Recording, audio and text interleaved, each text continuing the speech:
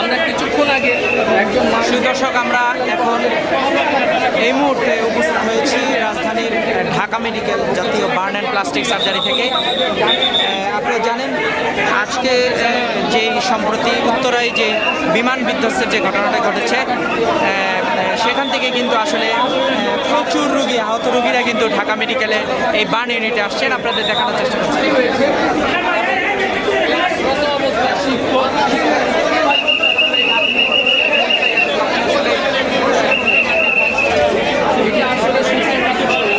আমরা দেখতে পাচ্ছি এখানে জরুরি বিভাগের সামনে রোগী মৃত্যু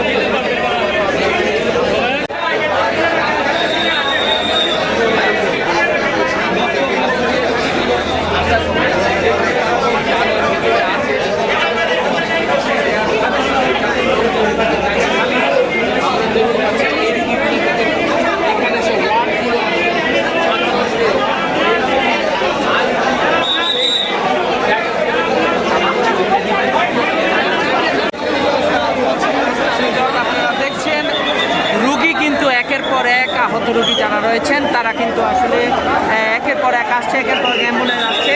সাথে কিন্তু স্বজনদের আত্মচিৎকারে কিন্তু ঢাকা মেডিকেলের বার্ন ইউনিটের যে পরিবেশ সেটি কিন্তু ভারী হয়ে এসেছে।